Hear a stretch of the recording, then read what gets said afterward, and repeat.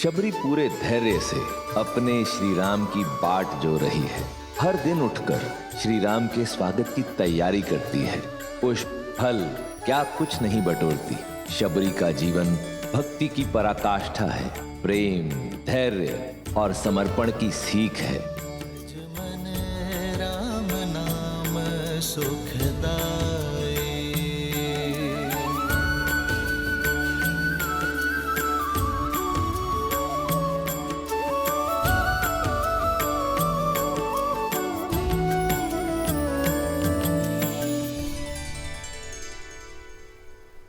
भैया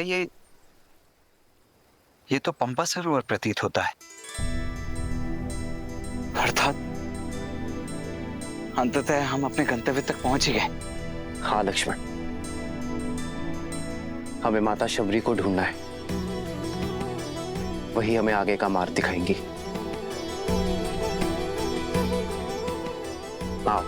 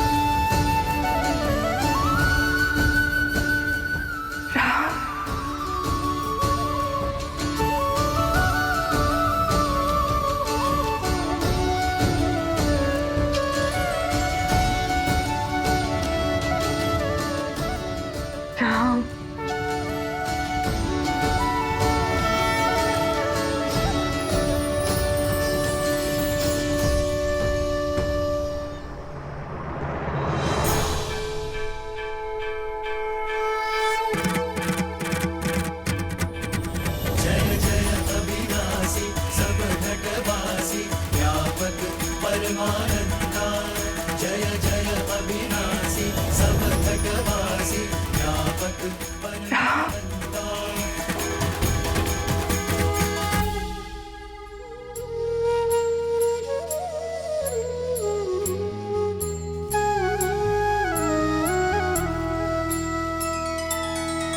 श्री रामचंद्र कृपालु भजु मन हरण भव भय दारुणम।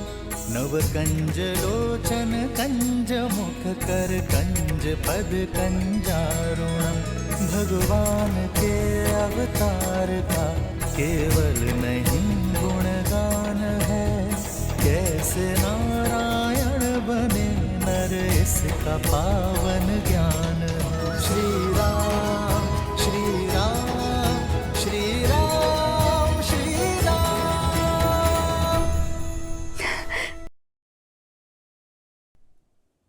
आज ऋषि मतंग की वाणी सत्य हो गई। मैं जानती थी आप अवश्य आएंगे मेरे जीवन का उद्धार करने के। नहीं माता,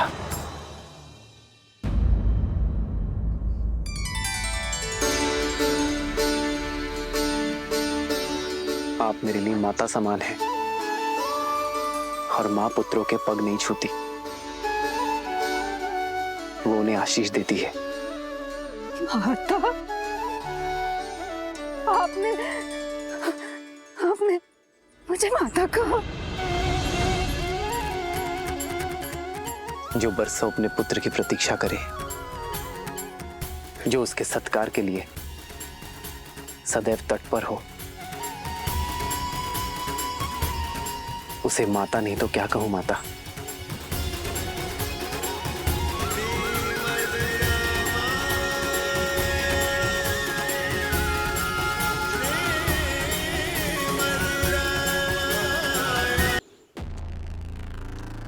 सर्वश्रेष्ठ श्रृंगार चाहिए मुझे, शीघ्र अतिशीघ्र। मैं सीता को अपना बनाने के लिए अति उत्सुक हूं।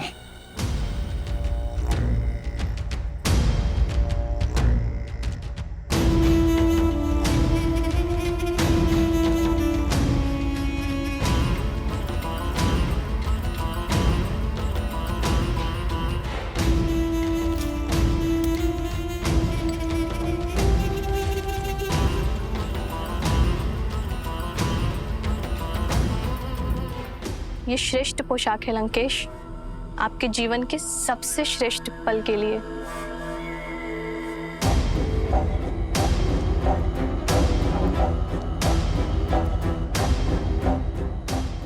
लंकेश्वर सज है अपनी बहन के प्रतिकार और अपनी परीक्षा के पुरस्कार दोनों के लिए।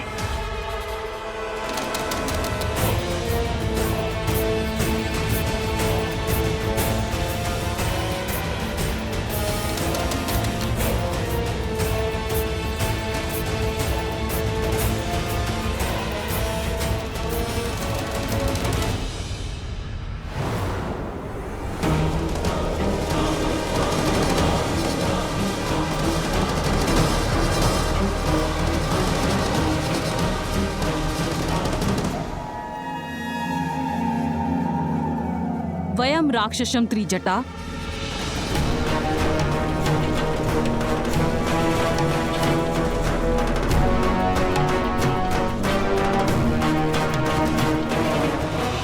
ऐसे होगी राक्षस जाति की रक्षा?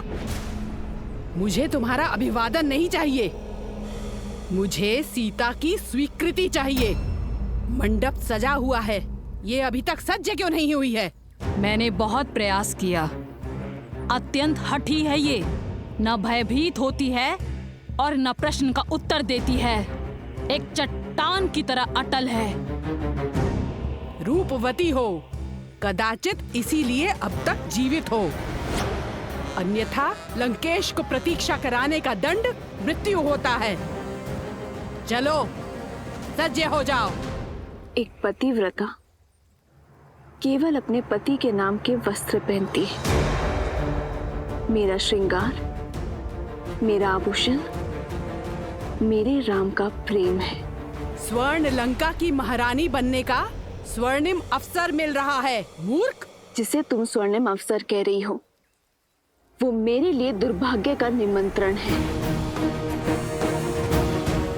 कह दो अपने लंकेश से, जिस सीता को वो पाना चाहते हैं वो केवल श्री राम की है। मूर्ख स्त्री, तू बातों से नहीं बल से ही मानेगी।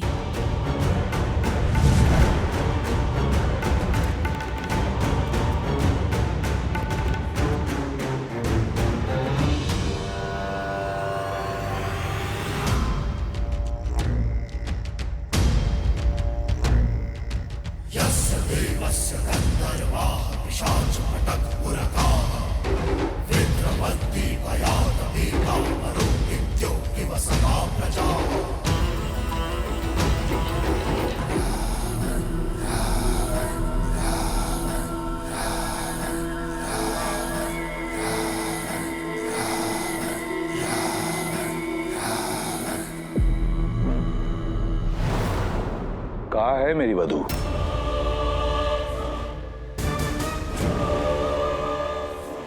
एक महामंत्री का मौन राजा और राज्य दोनों के लिए पतन का कारण होता है। प्रहस्त, उत्तर दो।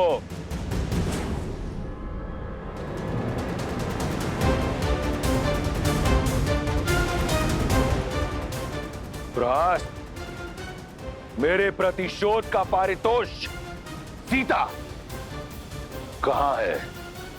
जी वो आती ही होगी भैया। त्रिजटा और एक जटा को मैंने भेजा है उसे लेने के लिए। महाराज, महाराज, महाराज, महाराज, महाराज, महाराज, महाराज, देखिए महाराज, देखिए क्या हुआ।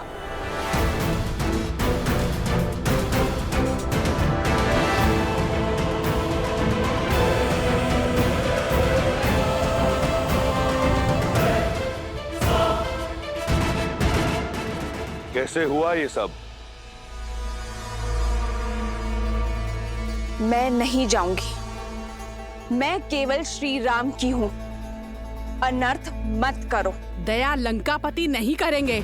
यदि विलंब हुआ तो प्रतीक्षा उन्हें क्रोध दिलाती है। शीघ्र सज्ज हो जाओ। देखो, मंडप तो तुम्हें ले जाना ही है। स्वेच्छा से चलो तो पीड़ा कम होगी, अन्यथा राक्षसों को घसीटने का अभ्यास बहुत है।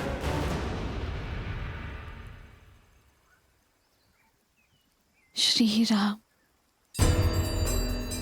श्री राम। त्रिजटा, इसका दंभ तोड़ने में मेरी सहायता करो। श्री राम, श्री राम, श्री राम, श्री राम, श्री राम, श्री राम।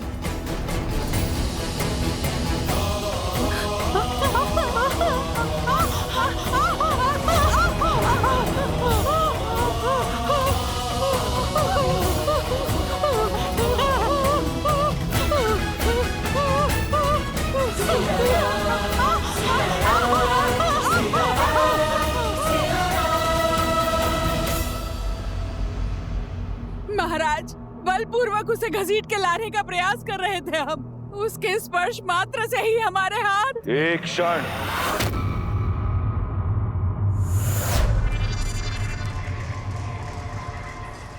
पुनः कहो, क्या किया तुमने? हम बलपूर्वक उसे घसीट के लाने का प्रयास। कौन? अपमान किया है तुमने, अपमान किया है तुमने लंका की भावी महारानी का।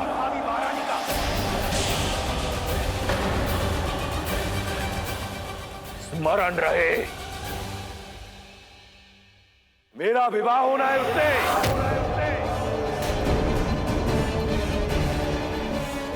लंका की होने वाली महारानी को पशुओं की भांति घसीटा तुमने। अगर ये भूल दोबारा हुई तो जीवित जला दूंगा। मैं स्वयं जाऊंगा उसे लेने।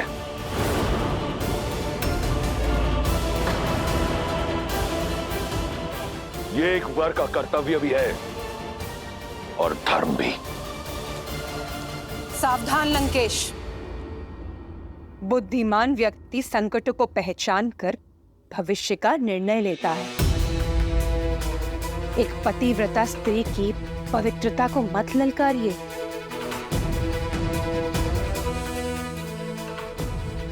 अभी तो केवल एक जटा और त्रिजटा के हाथ जले हैं। कहीं ऐसा ना हो सीता की कोमल काया से निकलने वाली पवित्रता की कठोर अग्नि संपूर्ण लंका को भस्मी कर दे।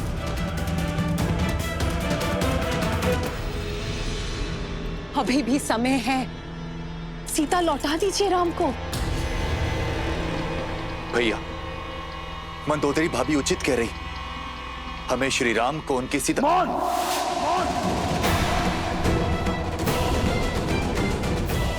परामर्श नहीं मांगा मैंने। अपना भविष्य स्वयं इन्हीं हाथों से लिखा है मैंने। प्रहार से, प्रयास से,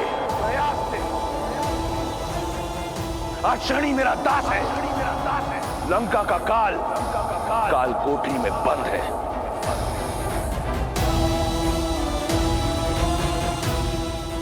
और अपनी भाग्य रेखा में मैं सीता को स्वयं लिख चुका हूं।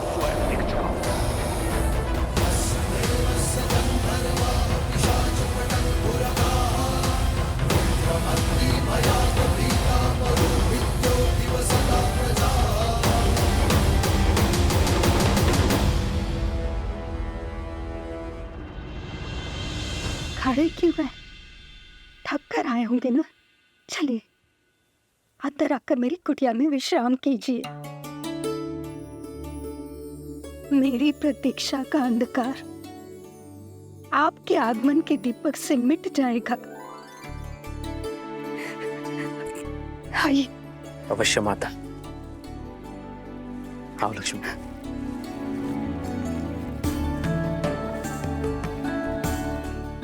आइए।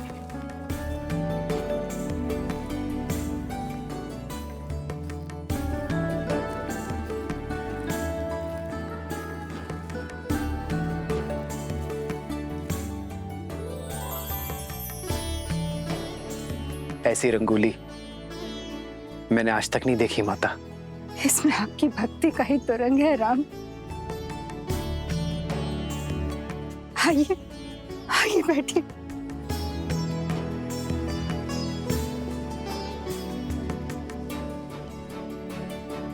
वर्षों से आपके आगमन की प्रतीक्षा करती रही। यदि सत्कार में कोई त्रुटि हो जाए तो मुझे क्षमा करें राम। माँ की ममता हर कमी पूरी कर देती है। आपको क्षमा मांगने की कोई आवश्यकता नहीं है।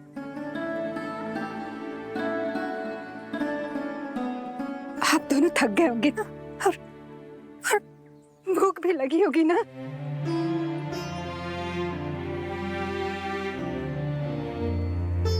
हाँ माता, भूख तो बहुत लगी है, कुछ खिलाइए ना। मैं अभी लाई राम, अभी लाई।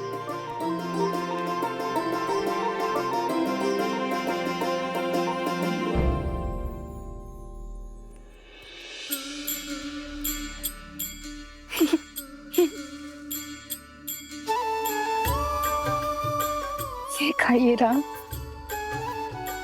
मैंने स्वयं एक एक पेड़ चखकर देखा है और ये बहुत मीठे हैं।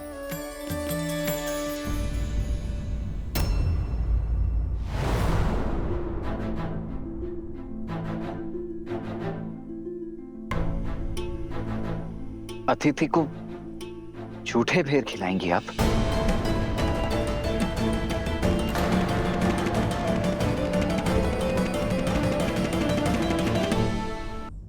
वो सारे बेर मीठे नहीं होते ना, इसलिए स्वयं सारे बेर चख कर देख रही हूँ कि जो भी मीठे होंगे वही प्रभु राम को अर्पित करूंगी।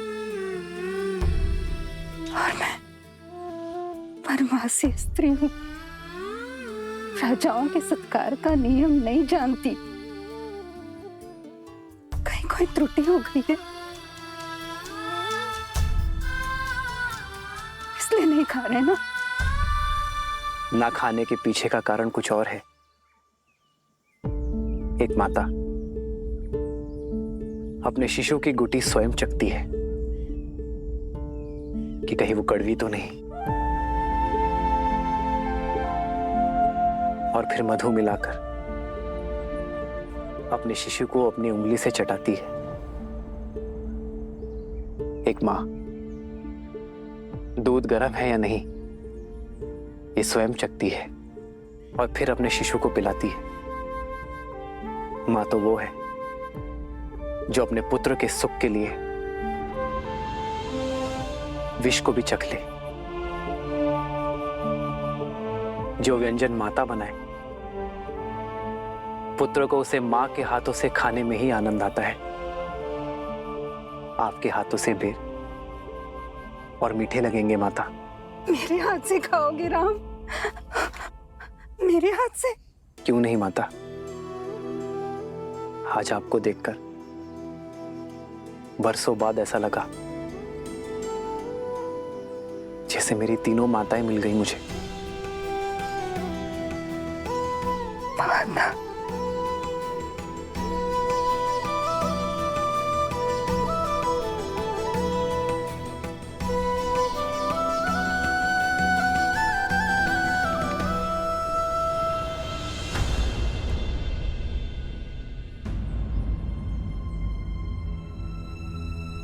क्या हुआ माता, आप रुक क्यों गई? धन से बनवासी स्त्री हूँ और आप अयोध्या के राजकुमार। मैं आपको ये बेर कैसे खिला सकती हूँ? गुरुदेव मदन के आश्रम में मुझे ज्ञान तो मिला, किंतु अपने कुल के कारण स्वीकृति और इसीलिए मुझे ऋषिमुख पर्वत छोड़ यहाँ आना पड़ा, एकाकी जीवन बिताना पड़ा। यदि आपको छुआ तो आप कहीं मलिन न हो जाए। एक माता तो अपने शिशु को काजल का टीका लगाती है लोगों की मलिन दृष्टि से बचाने के लिए। भला उस माता के छूने से पुत्र मलिन कैसे होगा? प्रेम तो पारस है जो मलिन को भी पवित्र बना दे। फिर ये महत्वपूर्ण नहीं कि कौन किस रूप में, किस घर में, किस कुल में जन्मा है। महत्व तो कर्मों का है माता। तो अपने ही पुत्र को अपने हाथों से खिलाने में कैसी झिझक माता। खिलाइए ना।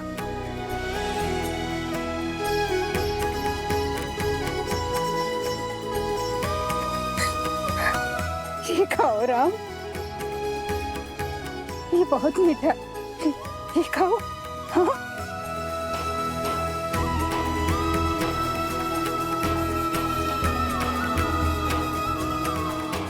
सच में माता, ये तो अमृत सा मीठा है।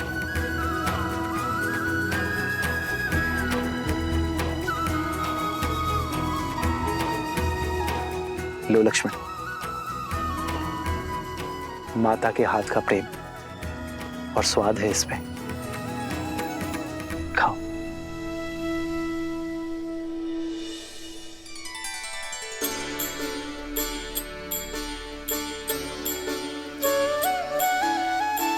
वही रघुवर की बन के मैया, वही रघुवर की बन के मैया, चख चख बेर खबाई, चख चख बेर खबाई, भज मन राम नाम। श्यामा, दशों लोकों के स्वामी, चारों दिशाओं के कर्ता धर्ता, काल के काल, लंका नरेश दशानन रावण पधार रहे हैं।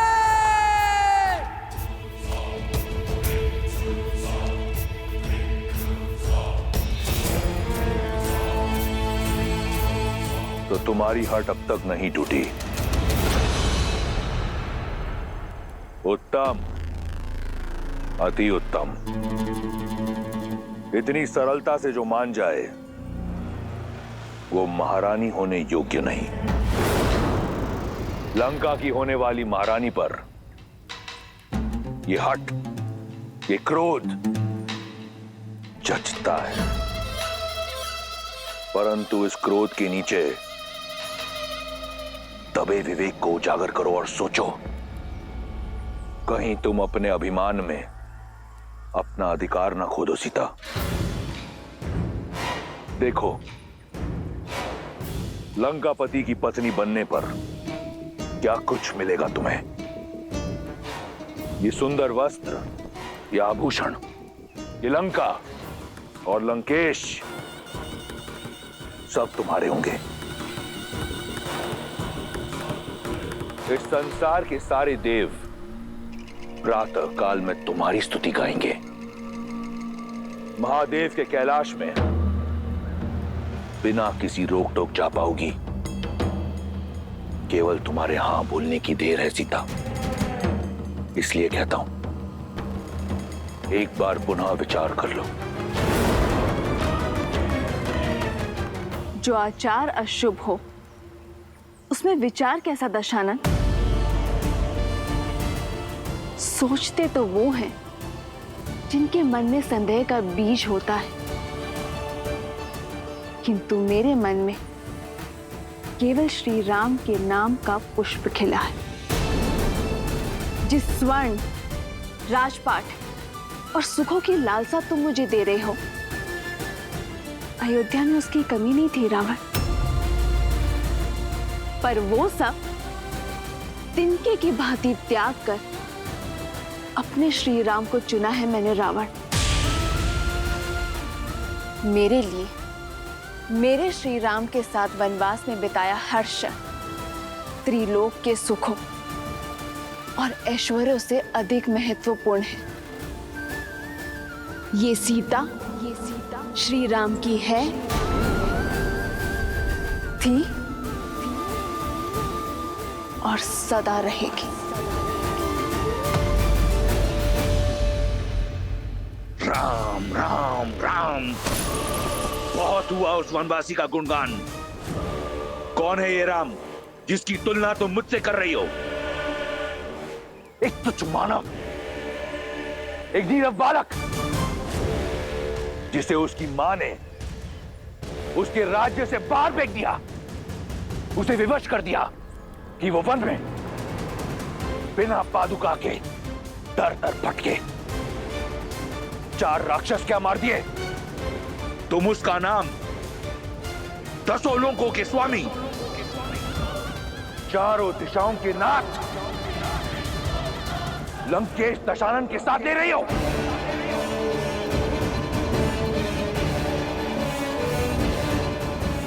कुछ नहीं है वो, केवल एक नाम है, राम।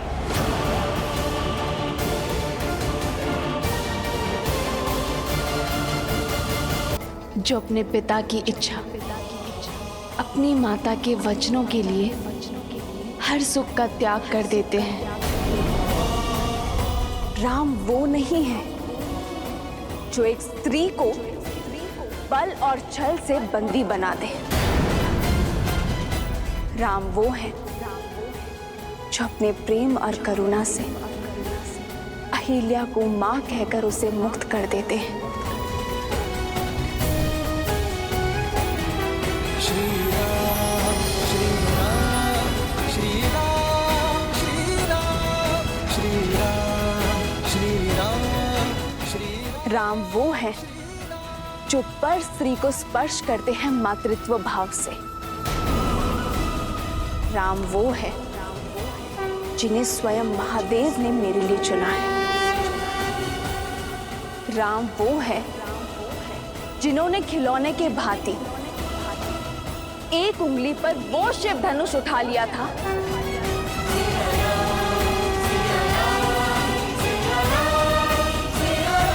जिसके बल के तले तुम दब गए थे।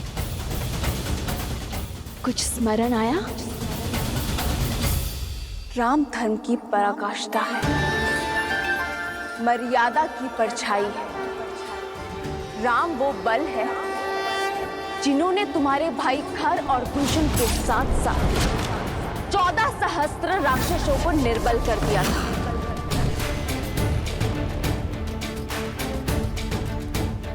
राम मेरी आत्मा है, मेरी आस्था है, मेरी शांति है, मेरे हर रोम के स्वामी है वो राम। राम करुणामयी है तो वो रुद्र भी है। यदि अपने पापों से मुक्ति चाहते हो तो छोड़ाओ मुझे मेरे श्री राम के पास। क्षमा याचना करो उनसे, तुम्हारा भी उद्धार कर देंगे वो।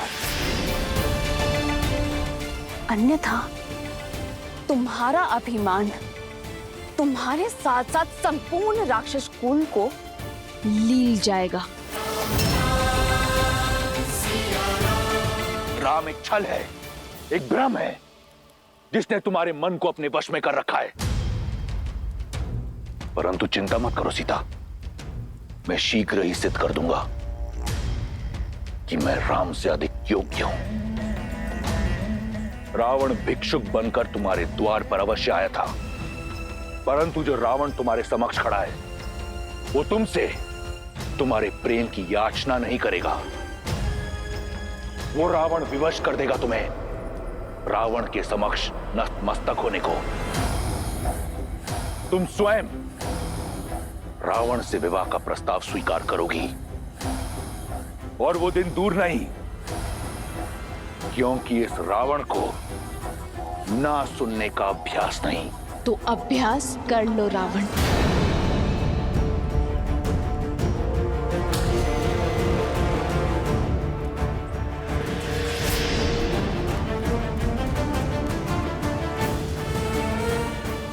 क्योंकि जब तक इस देह में प्राण है, सीता की हर श्वास में केवल श्री राम है। और यदि तुमने अपनी हट ना छोड़ी तो ना लंका रहेगी, ना लंकेश, ना तुम्हारा अस्तित्व रहेगा और ना तुम्हारा व्यक्तित्व।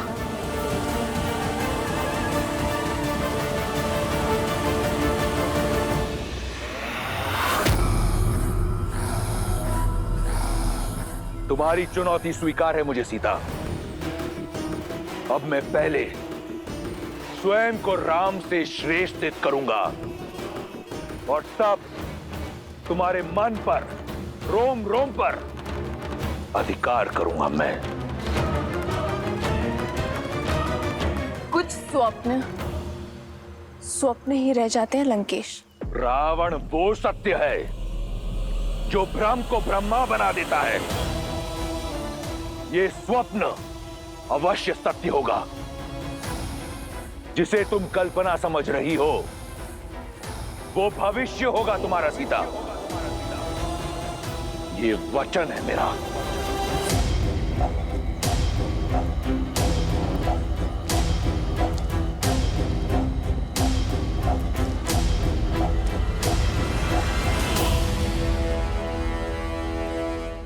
माता, वर्षों बीत गए। मां का स्नेह, उनके स्पर्श, उनके गोद से वंचित रहा हूं मैं। माता, यदि अनुमति हो तो आपके गोदी में सर रखकर तनिक विश्राम करना चाहता हूं।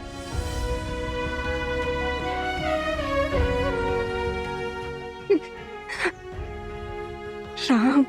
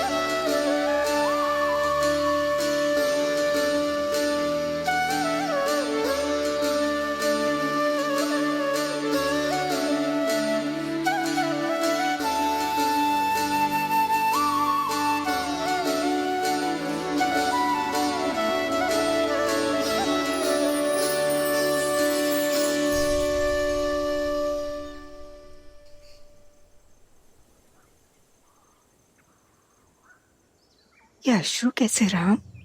सीता, मेरी धर्मपत्नी, उसकी स्मृति की पीड़ा मेरे नेत्रों के मार्ग से बाहर आ गई। मां, तो उनसे मिला ये? कहाँ है वो? इसी प्रश्न की तो खोज में हूं मैं मां। उस दुष्ट रावण ने उसका अपहरण कर लिया है।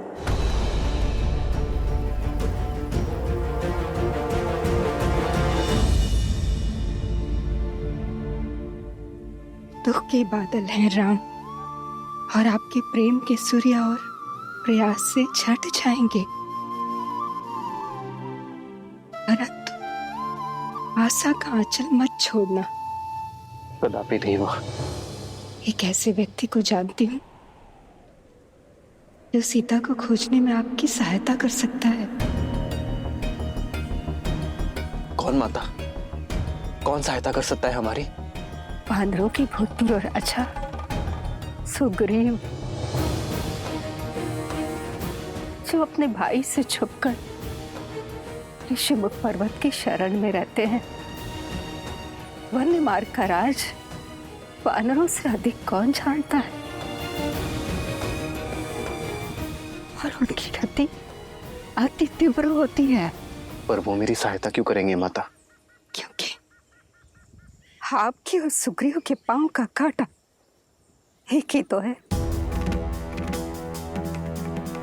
रावण ने छल पूर्वक देवी सीता का हरण किया, और वहीं बाली ने सुग्रीव की पत्नी रूमा को बंदी बनाकर रखा है। और जब कष्ट एक हो, दुख एक हो, प्रहार एक हो, तो लक्ष्य भी एक ही हो जाता है। और एक ही संकट से घिरे दो व्यक्ति मित्र बन जाते हैं। आप सुग्रीव की सहायता कर सकते हैं, और सुग्रीव आपकी।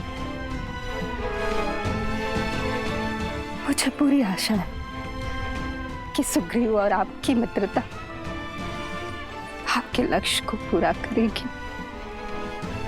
मैं शीघ्र ही उनसे मिलने जाता हूं माता। हमें आज्ञा दीजिए।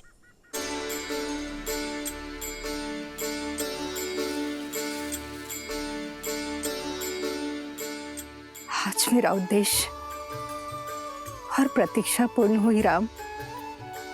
मुझे विश्वास है कि आपकी भी प्रतीक्षा और उद्देश्य शीघ्र पूर्ण होगा। जिस उद्देश्य से मैंने ब्रह्मलोक त्यागा था वो उद्देश्य पूरा हुआ। मेरे साथ आपके प्रवास ने संसार को ये सीख दे दी है कि कोई भी व्यक्ति अपने कुल से नहीं, अपनी भक्ति, अपने उद्देश्य और भाव से बड़ा होता है राम। मुझे भी संसार से मुक्ति की आज्ञा दे राम, आज्ञा दे। और मुझे विश्वास है कि आप भी देवी सीता की प्रतीक्षा का अंत उसी तरह करेंगे जैसे मेरी प्रतीक्षा का अंत किया।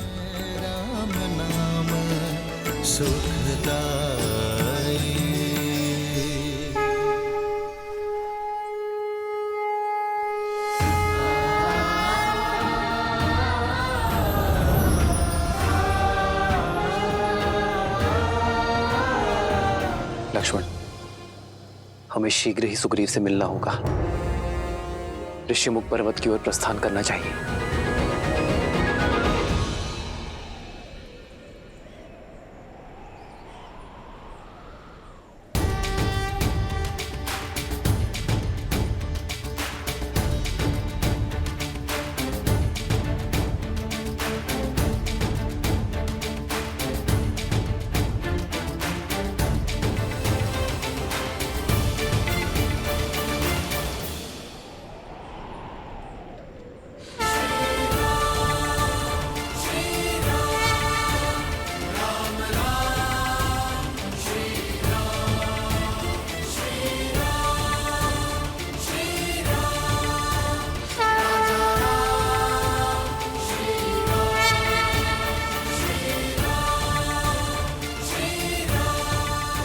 ये कैसा सुखद आभास है, कैसी हर्षमयी अनुभूति है। जैसे मेरी वर्षों की प्रतीक्षा का अंत होने वाला है, जैसे मेरे प्रभु श्री राम का आगमन होने को है। मंगल भवन मंगल हारी, द्रवहु सुदशरथ अजर विहारी।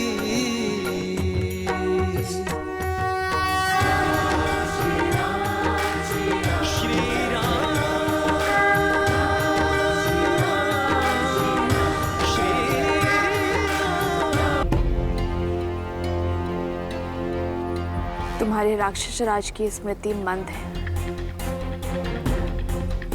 मैंने कहा ना, उनके भेजे वस्त्र आभूषण मैं धारण नहीं करूंगी। ये वस्त्र और आभूषण महाराज दशानंद ने नहीं, महारानी मंडोदरी ने भेजा है। उनकी विनती है कि आप इन्हें स्वीकार कर पूरे राज सुख से यहाँ रहें।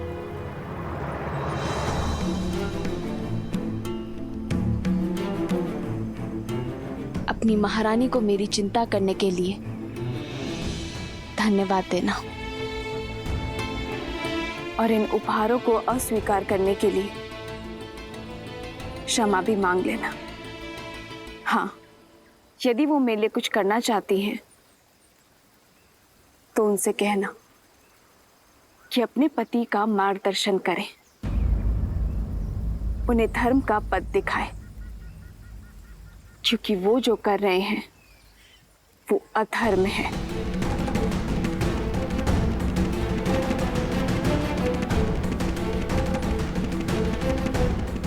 बड़ी हठी हो तुम।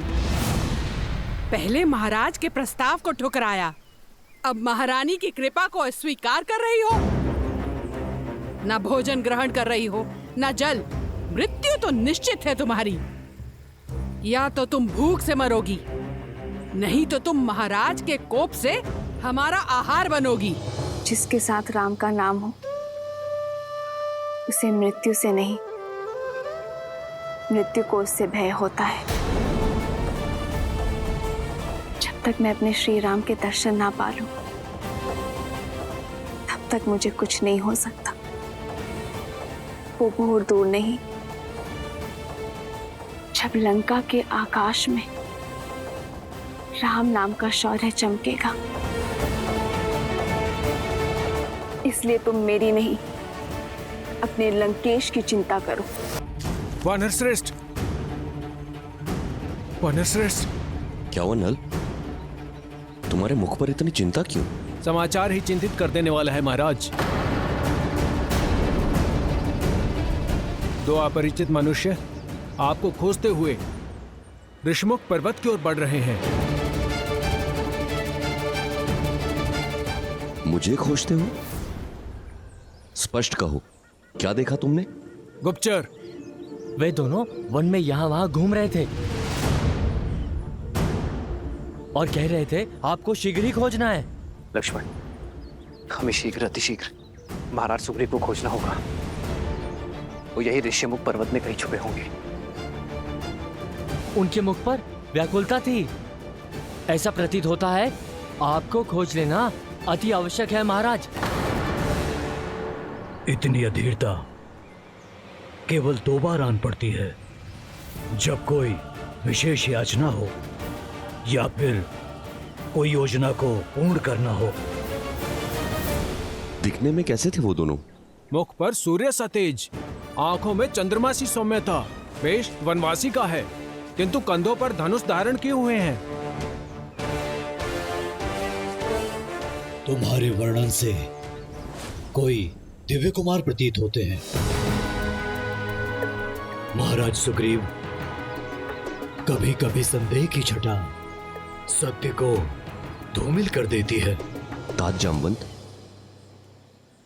यदि वो वनवासी है तो ये बताइए कि उन्होंने धनुष क्यों रखा है?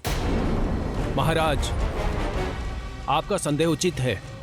लगता है बाली ने कोई छल किया हो।